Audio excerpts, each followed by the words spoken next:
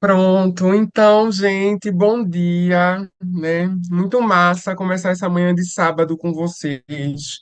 Eu sei que a proposta da atividade, né, seria a minha contribuição em relação às minhas experiências de vida, e isso vai ser feito, mas eu também trouxe um slide aqui para que esse slide consiga ilustrar um pouco dessas minhas falas que eu vou trazendo, né? Então, não vai ser só uma fala sobre mim, vai ser uma fala também sobre o próprio movimento, sobre a própria realidade de pessoas trans e travestis no Brasil. E aí eu vou compartilhar aqui com vocês porque eu acho que fica bacana, né? Enquanto eu vou falando, vocês vão vendo algumas imagens, alguns dados, enfim. Mas eu espero que vocês gostem, né? E que participem. No final, a gente vai ter esse momento para dialogar, colocar perguntas, indagações, reflexões. Então, vamos embora. Vou só compartilhar com vocês aqui a tela, só um instantinho. Me vai me falando se dá certo. Ah, deu certo. Ótimo. Pronto. Aí vocês estão vendo aí direitinho, né? Mulheres trans e travestis, desafios e Desafios possibilidades. e possibilidades. Pronto. Pois bem, né? Então deixa eu me apresentar, gente. Eu sou Jarda Araújo, né? Eu sou uma travesti negra pernambucana, mais especificamente recifense, né? Sou assistente social de formação, trabalhei por algum tempo com políticas públicas de juventude aqui no Recife, né? Atualmente estou coordenando uma equipe de pesquisa numa mandata do PSOL aqui na Câmara Municipal do Recife, ao tempo que também sou ativista, militante, vou me movimentando, né, junto com as minhas e os meus, para, enfim, construir essas novas possibilidades de mundo, esses novos horizontes para o futuro, porque eu penso que é desse jeito que a gente vai caminhando, né, em conjunto e fazendo com que todas essas movimentações aconteçam. Então, eu trouxe esse slide aqui, como eu falei para vocês, para ilustrar um pouco do que eu falo, vou trazendo alguns dados, ao tempo que vou também falando de minhas experiências, né, enquanto uma mulher negra travesti aqui no Nordeste, né, mais especificamente em Pernambuco. Bom, para que a gente inicie, né, não tem como a gente começar a falar sobre essas experiências. Eu gosto sempre de fazer um adendo assim. Falar sobre experiências trans e travestis no Brasil não é necessariamente falar sobre experiências negativas. Contudo, entretanto, todavia, a realidade que a gente vive no país que a gente vive, infelizmente, ainda não é a que a gente gostaria de estar vivendo, né? Então, esses atravessamentos estruturais, violentos, ainda fazem parte do nosso cotidiano, e eu acredito que num momento como esse, né, de tentar trazer um pouco da nossa vivência, é importante demarcar que, infelizmente, o Brasil continua sendo o país que mais mata pessoas trans e travestis no mundo, e esses dados precisam ficar bastante destacados para que aquele que ou aquela que esteja assistindo compreenda, né, um pouco disso que a gente está falando. Então, aqui eu elenco algumas violências que a gente tem como estruturais no Brasil: a LGBTfobia, o racismo, o machismo, gordofobia, o classismo, o capacitismo. Todas elas nos atravessam de alguma forma, né, ainda que tenhamos esses marcadores ou não, mas eu acho muito importante trazê-las para que a gente situe de onde essa pessoa que está aqui apresentando esse momento para vocês hoje está falando, né? E eu sempre gosto de começar dizendo que o Brasil é um país colonizado, né? E nesse processo de colonização, nós temos muitas mazelas que permanecem até os dias de hoje. E são essas mazelas que insistem em atravessar as nossas experiências e precarizar as nossas vidas, né? E aí eu acho que é bacana a gente trazer isso, porque ontem foi 8 de março, né? A gente comemora o Dia Internacional da Mulher, dia esse, né, que pelo capitalismo foi bastante deturpado, né, e transformado quase numa Páscoa. Nós mulheres estamos acostumadas com ganhar chocolatinhos e, na verdade, todo mundo esquece, né, o real sentido do 8 de março. E eu acho que nós, enquanto mulheres de luta, temos que estar a todo momento relembrando que o 8 de março não é uma data comemorativa, muito pelo contrário, esse 8 de março é para relembrar quais foram os caminhos traçados por nós, mulheres, para chegarmos até aqui e o muito que a gente precisa avançar quando a gente se fala de Brasil. Então, todas essas violências, como eu falei, acabam atravessando as nossas corporalidades e nós, mulheres trans e travestis, somos fortemente atravessadas por essas violências. Aqui eu trago uma imagem que mostra o início do movimento organizado de mulheres trans e travestis no Brasil, né, que é na década de 70.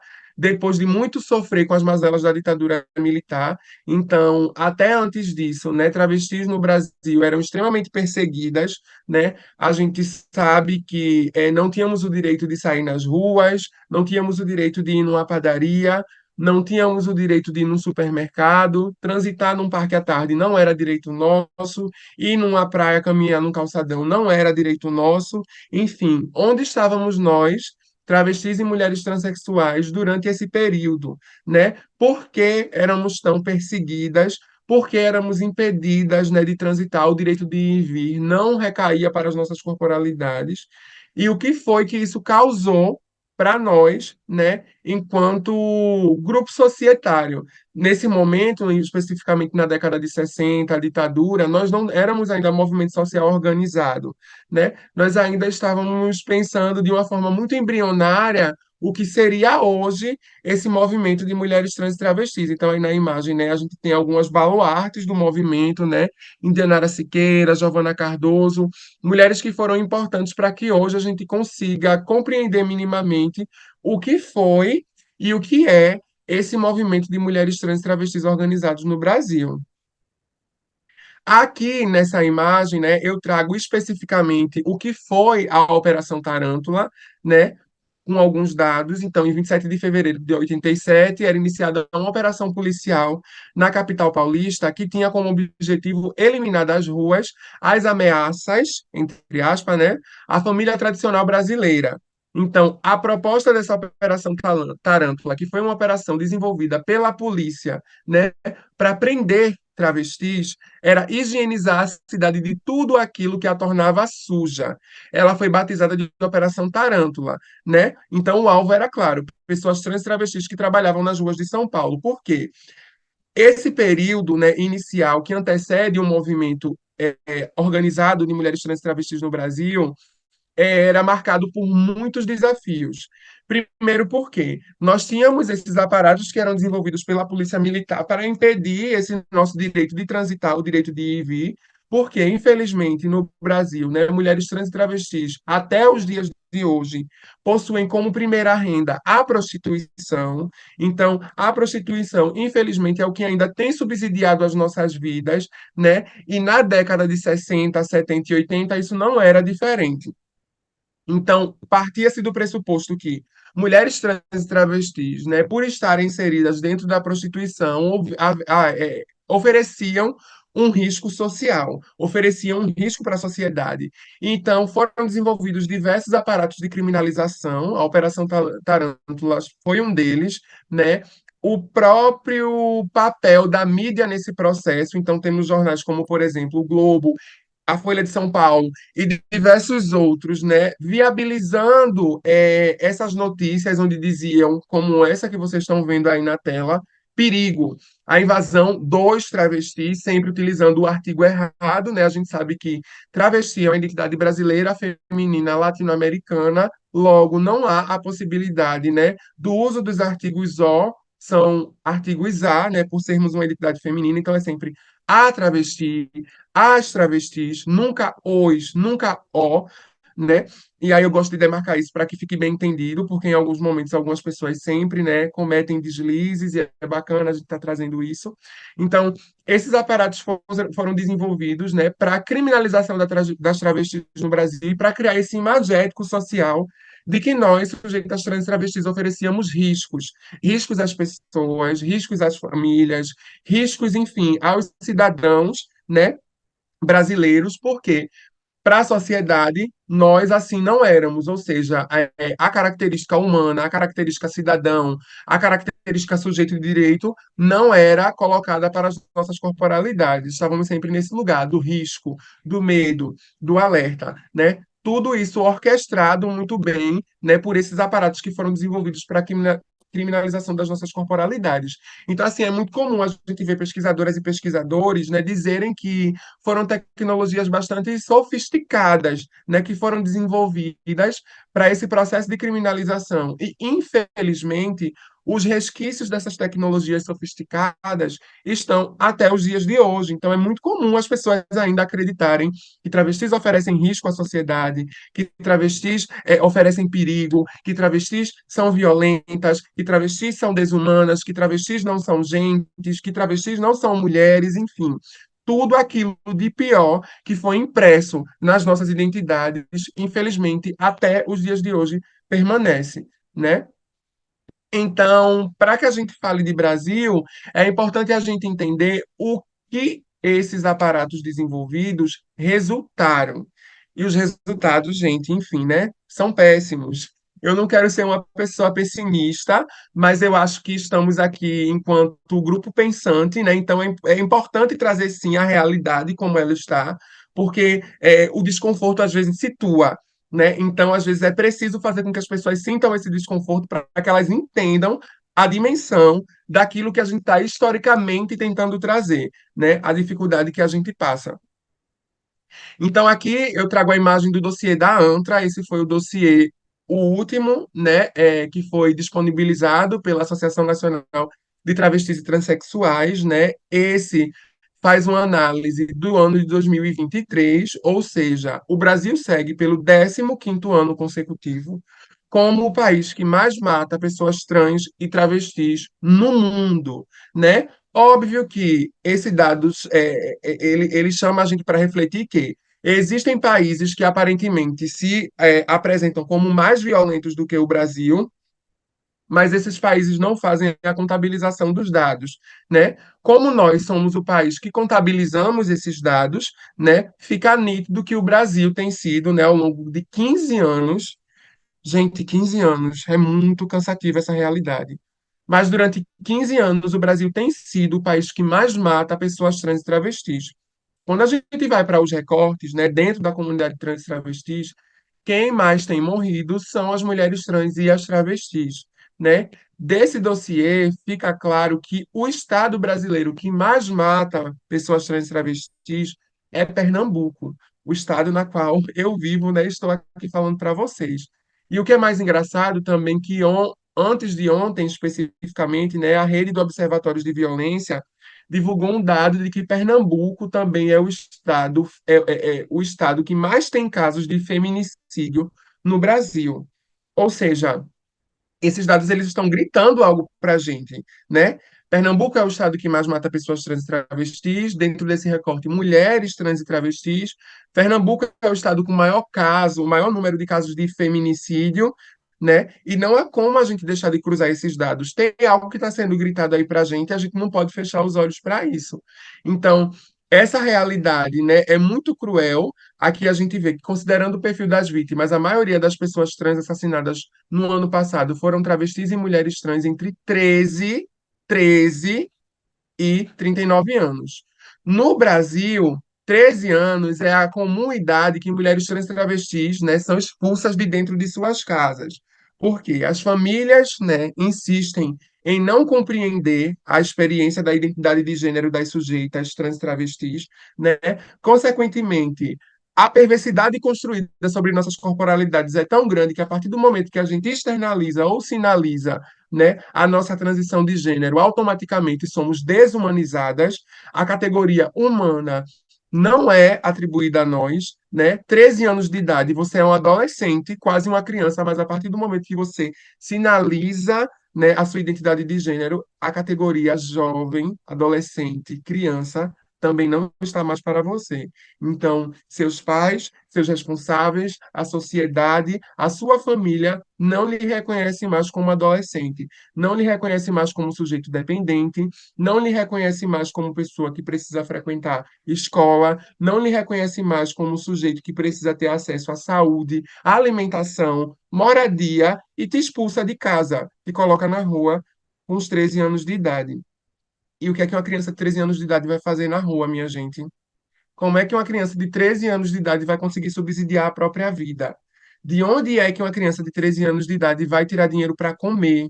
Como é que uma criança de 13 anos de idade vai continuar se mantendo na escola se nenhum teto, que é um direito básico, a moradia é um direito básico do sujeito, do ser humano, né, definido por Constituição, defendido pela Constituição de 88. Então, como é que a gente retira o mínimo dessa pessoa, coloca essa pessoa na rua e imagina, não sei, que essa pessoa vai num passe de mágica, conseguir viver a sua vida como todo mundo deveria viver. É óbvio que não vai viver. É óbvio que essas pessoas vão ter que se prostituir. É óbvio que essas crianças vão ter que vender o seu corpo, né? E é isso que tem acontecido no Brasil ao longo de muitos anos. Meninas, sobretudo meninas de 13 anos de idade, né, mulheres meninas, estão sendo expulsas de suas casas para poder comercializar o corpo na rua e tentar minimamente subsidiar a própria vida. Essa, infelizmente, ainda é a realidade do Brasil. Aqui eu trago para vocês algumas imagens, né, que são imagens de enunciados de notícias. Essas três que eu trago especificamente é aqui dentro do contexto Pernambuco, mas isso não é um movimento que tem acontecido só aqui, é um movimento que está sendo bastante intenso em todo o Brasil. Isso se inicia, né, nesses últimos anos, sobretudo durante o período do governo Bolsonaro, com a questão da ideologia de gênero, algo que a gente tem combatido a duras penas, né, tentado combater, mas que parece que é muito forte, fincou na cabeça das pessoas e as pessoas acreditam nessa suposta ideologia de gênero, uma cortina de fumaça que foi construída durante o governo Bolsonaro para dizer que o mundo, a escola, a esquerda, as pessoas estão ensinando meninos a virarem meninas e meninas a virarem meninos, e a gente sabe que isso é uma inverdade, isso é uma falácia, isso não acontece em lugar nenhum, né? Mas a direita brasileira, a extrema-direita, conseguiu se amarrar nesses aparatos para conseguir promover, enfim, suas campanhas, suas candidaturas, sua ideologia e fazer com que as pessoas de fato acreditem que no Brasil meninos estão sendo ensinados a virar meninas e meninas estão sendo ensinadas a virar meninos. Então é muito comum essa onda, né, de parlamentares da extrema-direita, sejam eles deputados, vereadores, enfim, nos mais variados eixos, né, da política nacional, promoverem diversas ações antitrans, criarem leis antitrans, barrarem a todo custo qualquer iniciativa que tente garantir minimamente, né, a humanidade, o processo de humanização, o direito à vida de pessoas trans e travestis. Então, aqui eu trago a primeira imagem, né, do Coronel Feitosa, aqui na Alep, Assembleia Legislativa de Pernambuco, né, questionando a existência de crianças trans. Aqui eu trago também o projeto de lei de um vereador aqui da esquerda, chamado Fred Ferreira, aqui no Recife, né, que tenta proibir o uso de linguagem neutras nas escolas. Ele diz que no projeto de lei é proibida, fica vedada o ensino da linguagem neutra, né, dentro dos ambientes de educação, dos espaços de educação aqui no Recife, um projeto de lei esse que não compete, né, ao legislativo municipal, mas ainda assim ele tentou passar esse projeto de lei, né? Então a gente vê que também existe um descompromisso ético, político na execução de suas funções de trabalho. Então essas pessoas estão bem compromissadas mesmo em criar essas narrativas de precariedade para a nossa população, né? E por último, a rejeição do título de cidadã recifense para a DAI, né? Que foi citada por Patrícia inicialmente, que justamente foi a mulher que me fez a indicação para estar aqui hoje com vocês. Dai foi homenageada, né, a receber o título de cidadã recifense pelo vereador Ivan Moraes do PSOL aqui no Recife e teve esse título negado porque uma parlamentar conservadora, transfóbica aqui da Câmara Municipal do Recife a todo momento baliza diversas ações de impedimento para a nossa população. E isso aconteceu, infelizmente, e essas situações vexatórias, essas situações de constrangimento, essas políticas de morte, né, estão sendo instauradas não só aqui no Brasil a nível nacional, mas em todo o mundo. Ou seja, diversos outros países também estão desenvolvendo esses aparatos de criminalização e boicote à vida de pessoas trans e travestis, né? Enfim, é bizarro, mas é o que tem acontecido. Aqui, gente, eu trago algumas imagens, né, de meninas e mulheres trans e travestis que foram assassinadas no ano de 2022, né? A primeira delas é essa criança de 13 anos de idade, chamada Karen Havashi, uma menina trans que estava começando a externalizar a sua identidade, começando a fazer uso do nome social e foi assassinada no Ceará, com requintes de altíssima crueldade. Veja, uma criança de 13 anos de idade. A perversidade, ela é tão bem orquestrada, é de um nível de crueldade tremendo, que não se enxerga a infância na nossa população. Não se enxerga humanidade na nossa população, enquanto o direito de ser criança e adolescente está para a cisgeneridade, para nós, pessoas trans e travestis, não existe, né? Não conseguimos exercer as nossas infâncias, não conseguimos exercer as nossas adolescências, não conseguimos viver o período escolar como todo mundo tem o direito de viver, uma fase que é tão importante na vida, que é tão boa, gostosa, né? Que eu vivi em cima de muita dificuldade, mas vivi, ainda com essas dificuldades, eu enxergo beleza nesse processo, né, da vida escolar e vejo que diversas outras meninas e meninos estão tendo esse direito negado, né? Então, Karen foi uma delas, uma adolescente de 13 anos que teve sua vida ceifada por conta da transfobia. Né? Embaixo eu trago essa moça de azul e cabelo crespo curto, Crismile Pérola, uma travesti negra daqui do Recife, que foi assassinada no ano de 2022 por ter se negado a sair de uma festa que ela estava com amigos. Um rapaz chegou, disse que ela teria que se retirar, ela se negou a se retirar, esse rapaz foi embora, voltou armado e executou Crismile. Crismile foi uma querida, uma amiga que eu conheci de perto, que eu tive a honra, né, de ser amadrinhada enquanto travesti, ainda nos meus processos iniciais, né? Nós, dentro do movimento, temos muito esse costume, né, de sermos amadrinhadas por travestis mais velhas, e Crismile foi uma delas, né? E hoje Crismile não está mais aqui com a gente para poder, enfim, compartilhar suas experiências de vida, poder ter direito à dignidade, poder estar vivendo como todo mundo gostaria de viver, né? Com o mínimo, sendo feliz, enfim, construindo outros caminhos. Abaixo, nessa última, Roberta Nascimento, uma mulher trans aqui recifense, que também foi minha usuária enquanto eu estive no Hospital das Clínicas, né, atuando no ambulatório de espaços de cuidados e acolhimento para pessoas trans e travestis. Roberta foi queimada viva no Cais de Santa Rita, um ponto de ônibus central aqui no Recife. Enquanto Roberta dormia por estar em situação de rua, um jovem ateou fogo no seu corpo, né, ateou uma substância inflamável e logo em seguida ateou fogo em Roberta.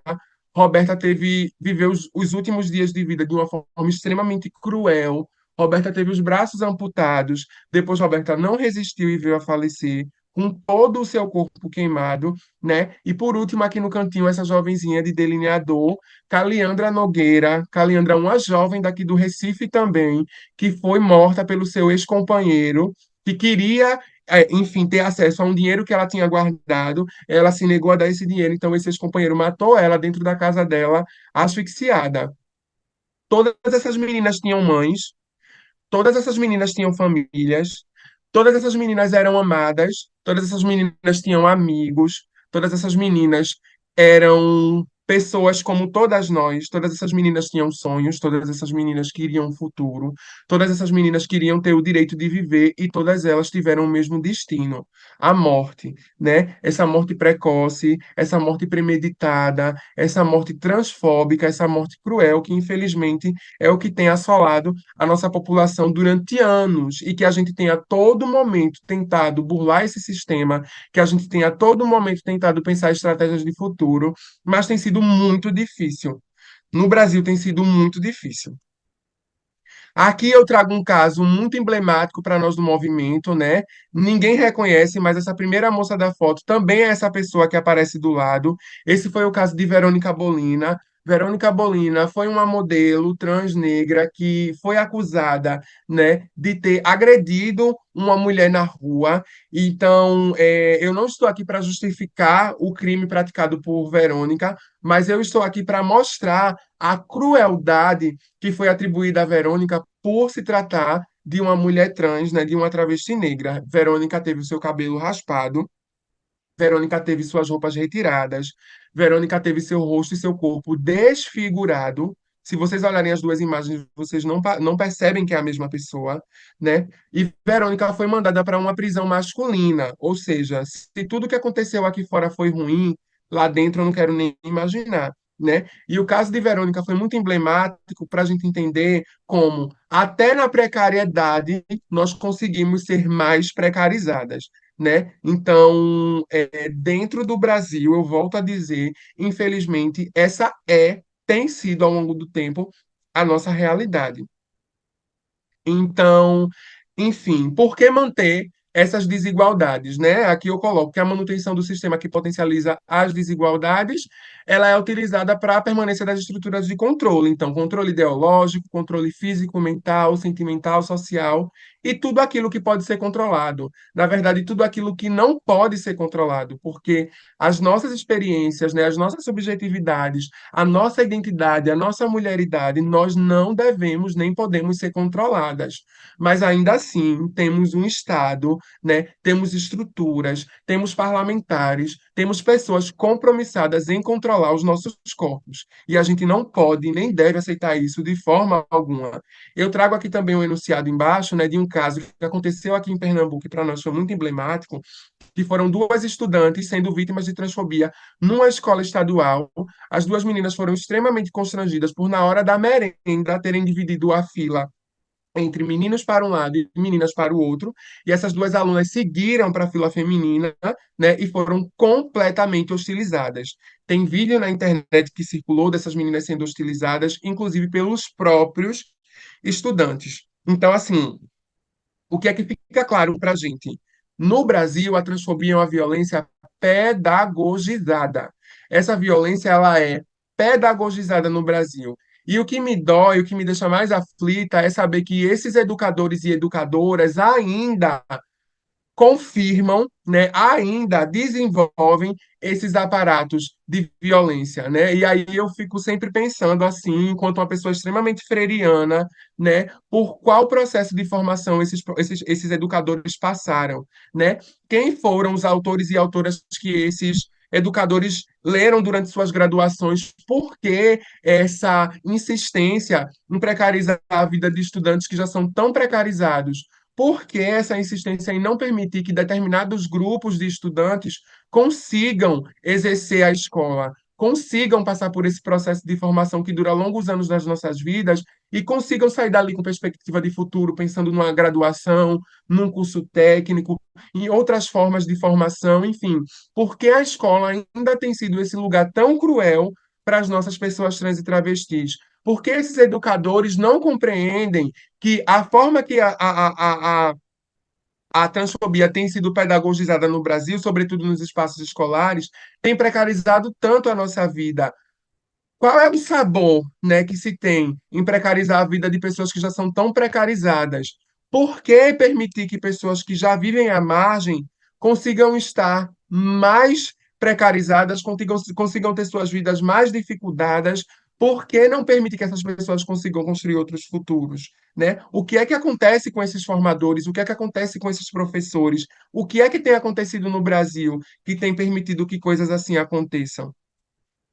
Então, assim, gente, há chances de mudar, né? Eu acho que eu coloco essa pergunta aqui no final dessa apresentação, porque não sou eu, enquanto pessoa trans, que tenho que trazer as formas, né, ou as perspectivas de futuro para a população cisgênera. Eu acredito que a população cisgênera precisa sentir o desconforto que é a experiência de ser uma pessoa trans no Brasil atravessada por tantas dificuldades e comecem a pensar essas estratégias de futuro, porque a transfobia não é uma violência construída pela nossa população. Muito pelo contrário, nós somos vítimas desse processo. Então, nada mais do que justo que pessoas cisgêneras, pessoas que orquestram a transfobia, que balizam a transfobia, seja no campo do intencional ou do não intencional, entendeu? Essas pessoas precisam pensar quais são as estratégias de futuro, né? E o que é que nós podemos fazer juntos e juntas, né? O que é que a gente consegue pensar para o futuro dessas pessoas, dessas mulheres, dessas meninas e meninos, desses rapazes que ainda estão enfrentando muitas violências por ousarem viver aquilo que realmente são no Brasil, né? Direito esse que deveria estar para todo mundo, né? Enquanto cidadãos brasileiros, enquanto pessoas que pagam impostos, enquanto pessoas de direito, sujeitos de direito que estão vivendo as suas vidas, tomando as rédeas dos seus próprios corpos, né?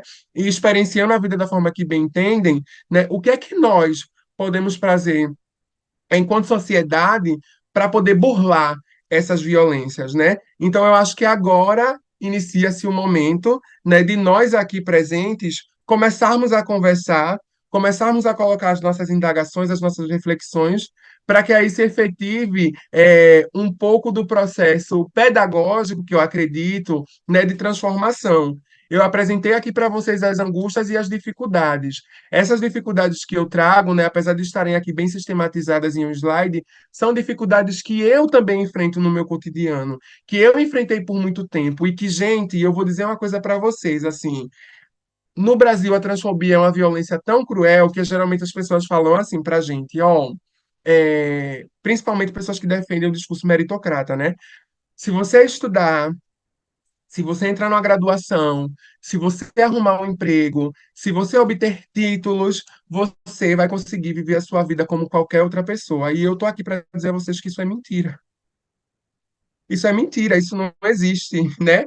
Eu passei o ensino médio, eu entrei na universidade pública, eu fiz curso técnico, eu acabei de ser aprovado em uma pós-graduação, eu tenho experiência no executivo, eu hoje estou atuando no legislativo e nada disso me blinda da transfobia.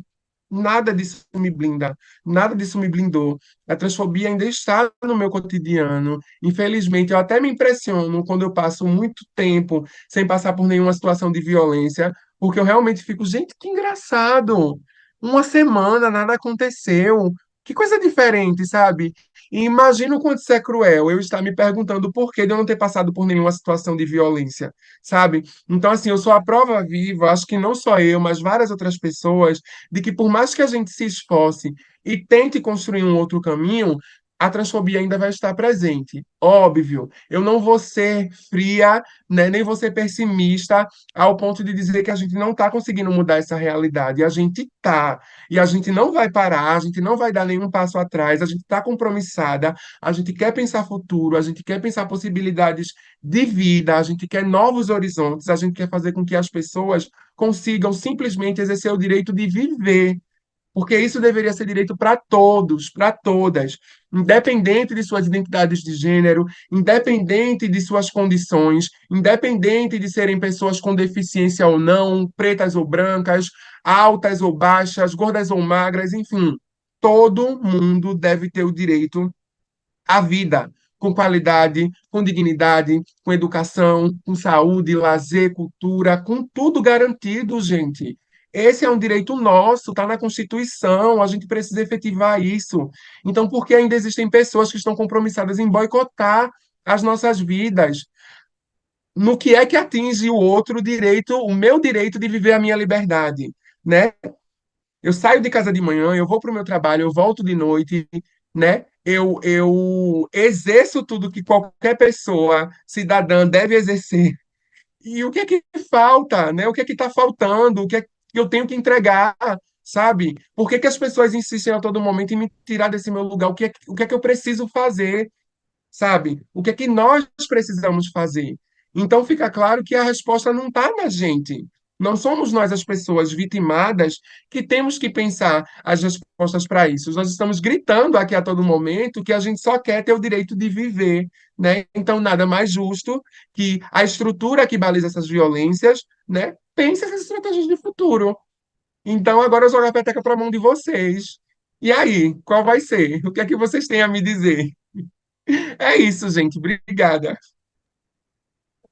Nós que agradecemos, Jarda. Primeiro, ó, gratidão imensa por isso, gratidão mesmo, viu? Por essa fala.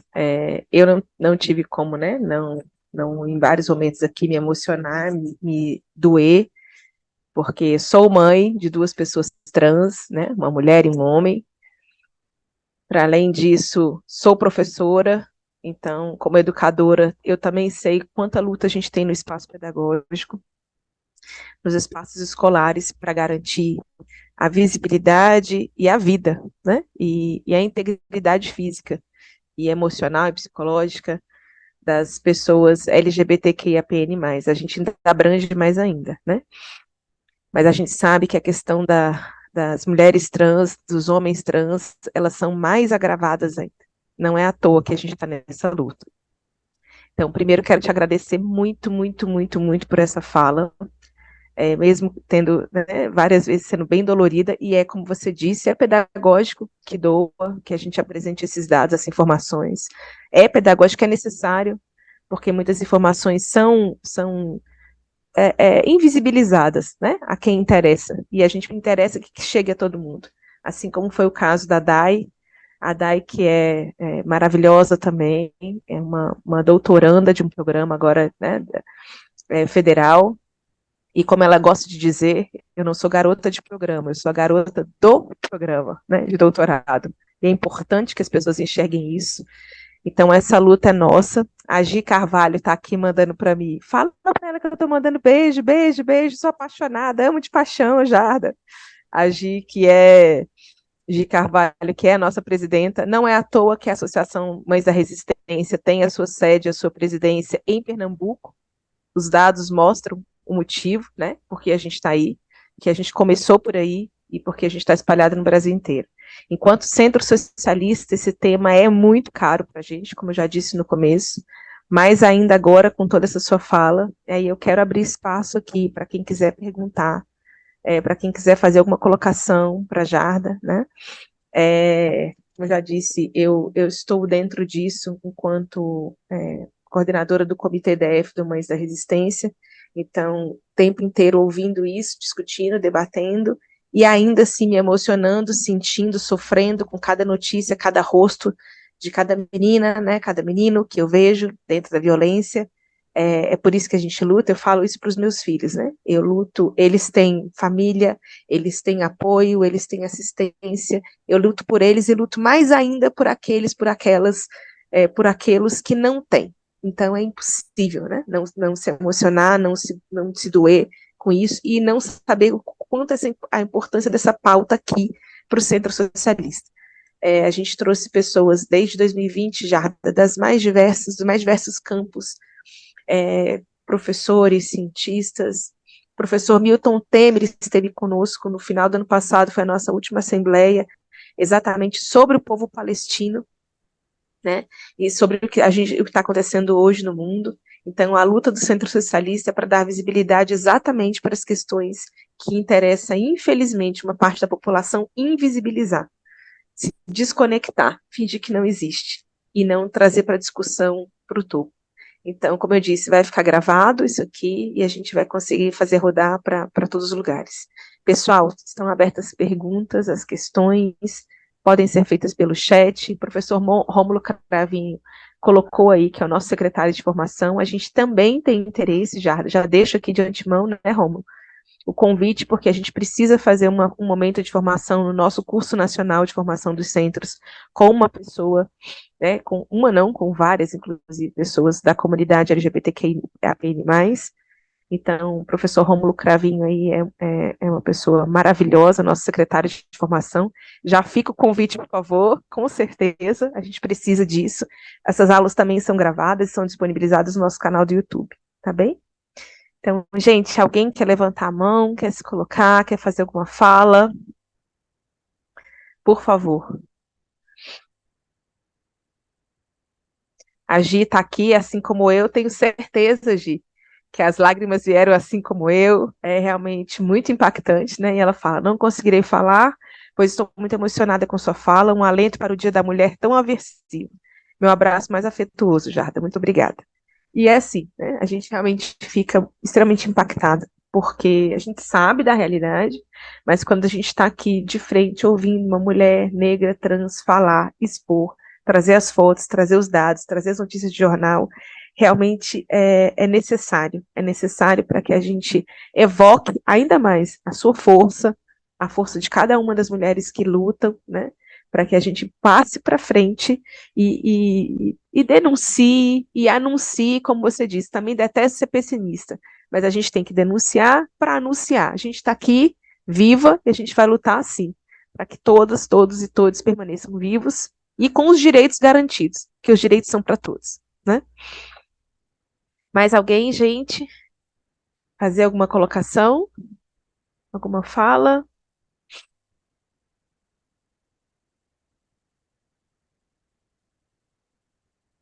Então, pessoal, eu agradeço mais uma vez, muitíssimo, muitíssimo, muitíssimo, Jarda, esse material aí incrível.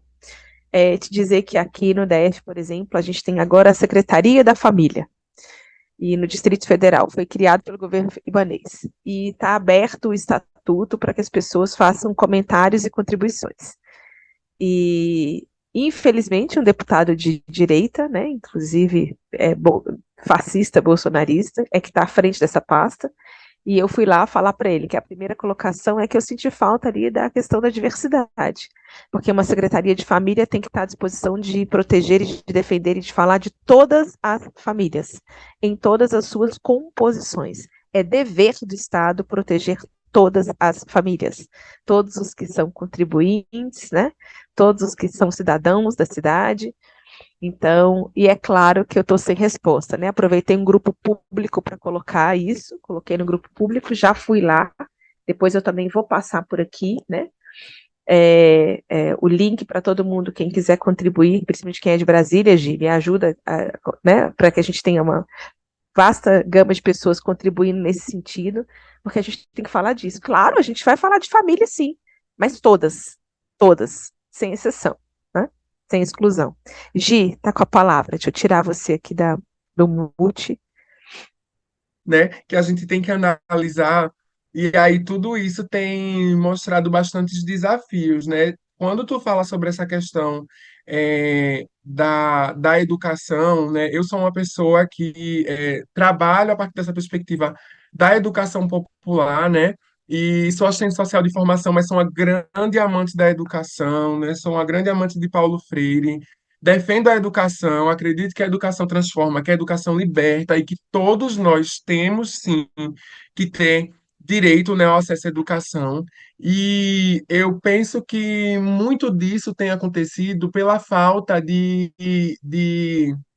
perspectiva crítica, né, nos processos aligerados de formação que a gente tem tido nos últimos tempos, né? Tipo, Chauí fala bastante sobre isso, essas universidades disfuncionais, né? E esse processo da falta de pensamento crítico mesmo na elaboração do conhecimento por esses e essas, enfim, educadores e educadoras que estão se formando nessas universidades, né? Então fica muito difícil a gente pensar novas perspectivas de educação quando a gente tem algumas pessoas descompromissadas mesmo com pensar esse processo de uma pedagogia libertadora, né? De uma pedagogia de autonomia, de uma pedagogia que seja suficiente para que as pessoas, enfim, consigam construir seus próprios caminhos, consigam construir seus futuros.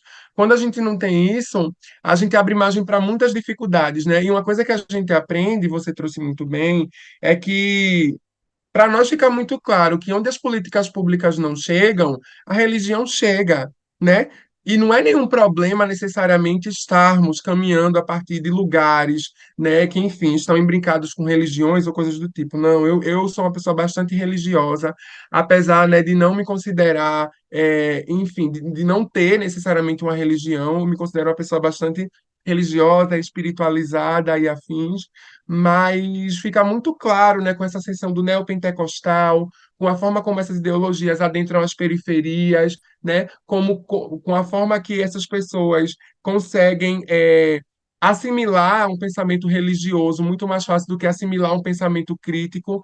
Então, isso faz com que as pessoas realmente percam essa possibilidade, né, de pensar as questões sociais, de pensar, de conseguir tecer mesmo processos de análise da forma que deveria, né? Então é muito mais fácil a gente reproduzir uma norma do que a gente se colocar criticamente, porque também a crítica coloca a gente num lugar de muito desconforto.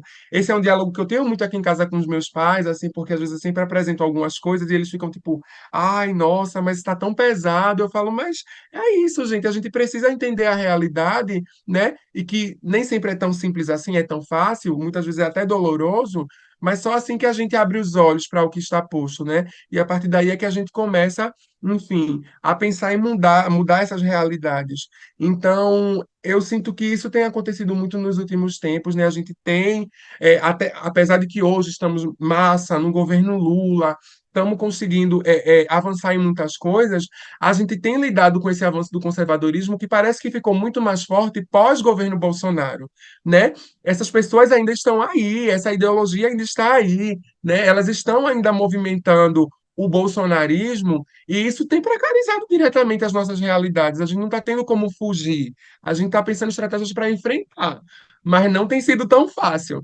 né? Mas isso não quer dizer que por conta da dificuldade a gente vai desistir. Não, muito pelo contrário. Mas eu penso que é muito nesse sentido mesmo, né? Pensar essas estratégias de futuro, mas entendendo que, enfim, não vai ser tão simples. Mas a gente não pode deixar a peteca cair, né? Eu ontem fui para o ato que teve aqui em Recife do 8 de março, e assim, para mim foi muito bacana ver várias meninas, várias mulheres, né? Das mais variadas formas, trazendo assim suas falas nessa ânsia pelo futuro, né? Mas acho que para além do futuro é da transformação do agora. As meninas traziam muito, a gente tem que transformar o agora, a gente tá vivendo o agora, não tem como a gente esperar o dia de amanhã, tem que começar tudo agora, sabe? E eu penso que é desse jeito mesmo, assim. Tá difícil? Tá. A gente vai deixar piorar? Não, não vamos, né? A gente vai fazer melhorar e muito. Eu me inscrevi aqui e para trazer essas contribuições. Como essa fala da Gi, essa colocação dela e a sua fala é importante. E a gente precisa fazer essa denúncia mesmo. Um dado que eu quero mostrar para vocês é que a gente tem hoje o Conselho Nacional LGBTQIAPN+, né? Existe esse conselho no Ministério dos Direitos Humanos. A Associação Mães da Resistência conseguiu realizar seu primeiro Congresso Nacional em dezembro do ano passado, com a participação, a colaboração, a contribuição do Ministério da Mulher, do Ministério dos Direitos Humanos e do Ministério da Saúde. E o único ministério que foi convidado para 8 mesas e não compareceu a nenhuma delas, não fez nenhuma contribuição, foi o Ministério da Educação. Então, nós tivemos que ir até lá, bater na porta e dizer: vocês vão nos receber e ouvir nossa insatisfação. E a gente entende que é o primeiro lugar, que é o lugar onde essas pessoas são violentadas psicologicamente, né, fisicamente, é a escola. Então, é o lugar que a gente mais precisa falar. O assunto tabu é a questão do banheiro, é o grande problema. O nome social que não se aceita, né? E a gente precisa realmente mudar isso para garantir que seja criminalizado aqueles que não cumprirem o que está na lei.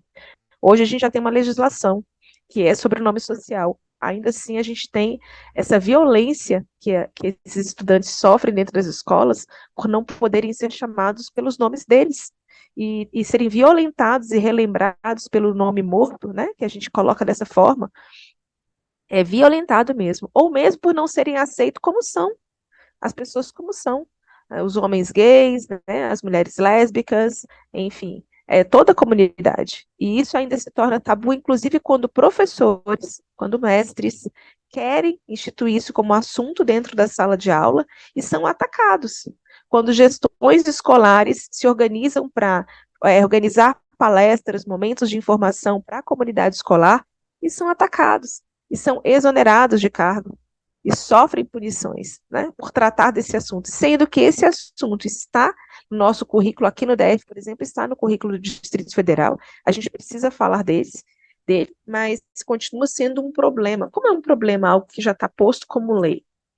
Como é que isso acontece? Então, falar disso é muito importante, falar desse espaço educacional, Jarda, a gente sente e sofre muito, como o Gisele falou, porque a gente sabe que é o espaço primário de socialização. A escola é o espaço primário de socialização. Tudo acontece ali. E a gente sangra quando a gente escuta muitas pessoas, né, da comunidade LGBT dizer que a escola para eles é a pior memória da infância que eles têm, porque é o lugar onde eles foram violentados.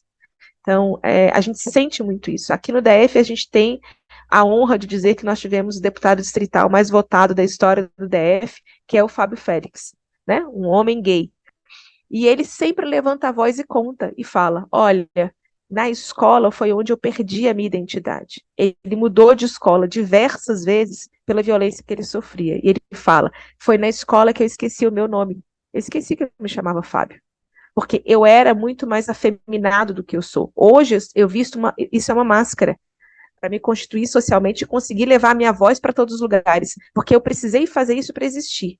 Mas a escola é o lugar onde me fizeram esquecer o meu nome Fábio. O meu nome passou a ser viado, boiola, viadinho, bichinha, gayzinho. E eu fui violentado assim. Então, eu tenho uma péssima memória, eu não tenho lembrança, eu não tenho amigos de escola. As pessoas falam: estamos encontrando a nossa turma de oitava série, de nono ano, de terceiro ano. Eu não tenho isso. Então, oi, que espaço é esse que o Estado institui como espaço de segurança para as nossas crianças e os nossos jovens? E ele é um espaço de exclusão. E exclusão, inclusive, de memórias afetivas. Isso é grave, isso é gravíssimo, isso tem que ser denunciado. Isso tem que ser posto para que todo mundo saiba desses dados. Isso tem que ser colocado sempre. O MEC tem que ser chamado para sentar na mesa e para dizer: vocês são responsáveis. E a gente tem que ir para cima disso. Porque, de fato, a escola é esse espaço que violenta essas pessoas desde o início. E ouvir essas falas enquanto educadora, enquanto quem luta por uma educação pública, democrática, laica, de qualidade para todos, né, é muito dolorido, é muito sofrido. Porque eu luto para que esse espaço seja o espaço das memórias mais lindas, mais encantadoras, mais gostosas, onde a gente constrói afetos para o resto da vida. A gente constrói afetos para o resto da nossa vida. A gente gosta de falar: ah, é minha amiga desde os tempos de escola, desde os tempos de anos iniciais, de anos finais. E essas pessoas não têm isso, pelo contrário, para elas é um espaço de dor. É um espaço que elas não querem lembrar que foram obrigadas a frequentar, porque o Estado obriga as famílias a matricular as crianças, e nesse espaço onde ele é obrigado a frequentar, é o espaço onde ele tem todo dia de que dizer e ser resiliente: estou indo sofrer essa violência, abaixo a cabeça e vou lá sofrer. Oi? Novamente me pergunto: como assim? Como isso é possível? Como é possível a gente aceitar essa realidade e, cegamente, aceitar essa realidade e fingir que a gente não está vendo isso? Então, essa sua fala agora foi importantíssima, né, sobre essa questão da educação. Gratidão, Gi, por trazer esse assunto aí. E, novamente, beijos, beijos. Novamente, a pergunta: se tem mais alguém que queira fazer alguma pergunta. Ninguém levantou a mão. Ou eu vou olhar aqui o chat, acho que no chat também não tem nada. Mas tem uma pergunta. Então, gente, Mas alguém levantou? Ah, desculpa, Felipe. Felipe, por favor, você quer fazer via chat? Quer que eu abra seu microfone? Aí, vê se você consegue. Ok? Pode falar, Felipe.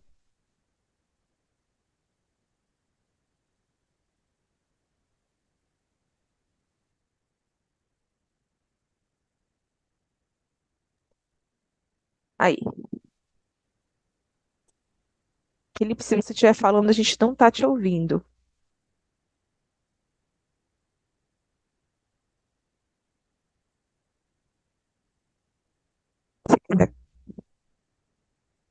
Ah, que pena. Acho que seu microfone não funciona. Você quer escrever aí no chat a pergunta para a Jada? E a gente faz a leitura?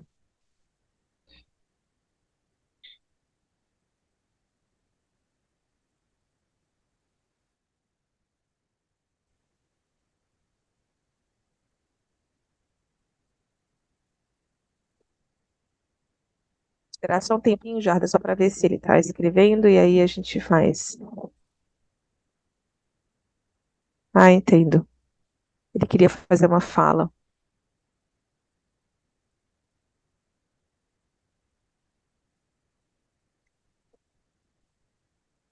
Entendo, entendo, Felipe. Que pena, que pena. Lamento muito, seu microfone não está funcionando. A gente está aí, né? A gente desmutou e era só você abrir. Que pena. Enfim, gente. Então, eu, antes de passar a palavra para a Jardim, eu agradeço aqui a presença de todas as pessoas que se dispuseram a ouvir a gente na manhã de hoje. Como eu já informei, esse vídeo vai subir essa semana e aí eu te aviso, Jardim, para a gente divulgar bastante lá para o nosso site, Centro Socialista, onde vocês podem acessar todos os outros convidados, inclusive o nosso curso de formação também, lá no Centro Socialista. A gente conta com vocês aqui né, no nosso próximo encontro. E agradecer muito, muito, muito a Jarda pela disponibilidade, por esse material precioso, viu?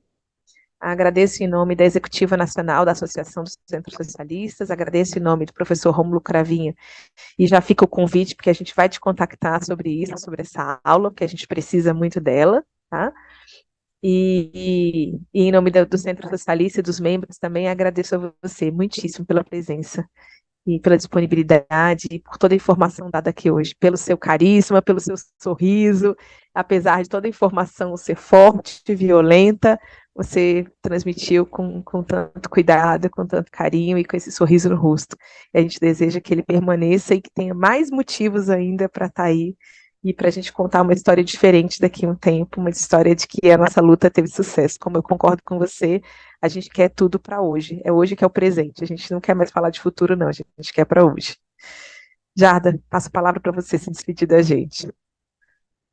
Ó, gente, eu agradeço, agradeço, agradeço. Ai, seria uma delícia, né? Começar todas as manhãs de sábado assim, conversando com gente massa, trocando ideia boa. É assim, eu fico muito feliz pelo convite, sabe? Fico muito feliz pelas colocações.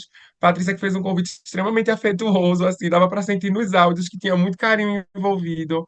É muito bom mesmo, assim, gente, saber que tem pessoas tão compromissadas como vocês, né? Tentando, enfim, movimentar isso que a gente está há tanto tempo tentando construir, né? E eu só deixo aqui os meus sinceros agradecimentos, dizendo que sim, ó, quando tiver de novo, se forem outras oportunidades, tu tem meu número, Patrícia, manda mensagem, manda um oi lá, liga, e a gente vai construindo juntos, né? Eu acredito muito no poder da coletividade, eu acredito muito no poder da educação, e sempre que eu puder contribuir, eu vou estar por aqui.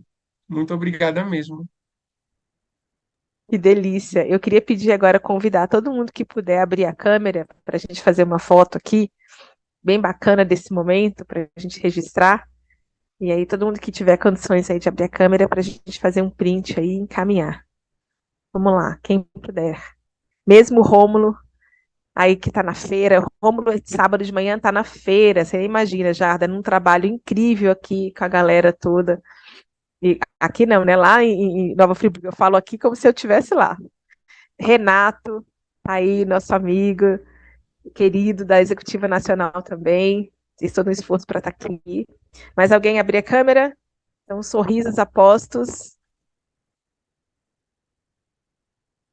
Vou mandar para todo mundo aí esse print lindo dessa manhã de hoje. Concordo com você. Começar as manhãs de sábado da Assembleia são sempre assim, viu? São muita coisa boa. Muita coisa boa acontece por aqui. Felipe, Mavi, Alessandro, agradeço muito, viu? Vocês estarem aqui conosco durante essa manhã, durante esse bate-papo com a Jarda. E acompanhe a gente tem mais coisa para dizer aí, para falar, mais gente bacana para encontrar. E a gente tem algumas mudanças para 2024 no Centro Socialista. Muita coisa boa vai acontecer aí esse ano, inclusive no curso de formação. Fico aqui, fica aqui a gratidão de todos nós a vocês e que a gente reverbere aí o discurso da Jarda, porque é sobre isso, é sobre todos nós, né? É sobre todos nós, sempre, o tempo inteiro.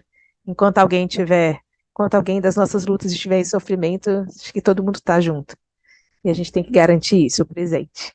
Gratidão, gente. Bom dia para todos, viu? Todos, todas e todes. Jarda, um beijo enorme, bem grande, tá? Para você. Tchauzinho, Gi. Um beijo, minha amiga. Gratidão, viu, pela presença. Um cheiro.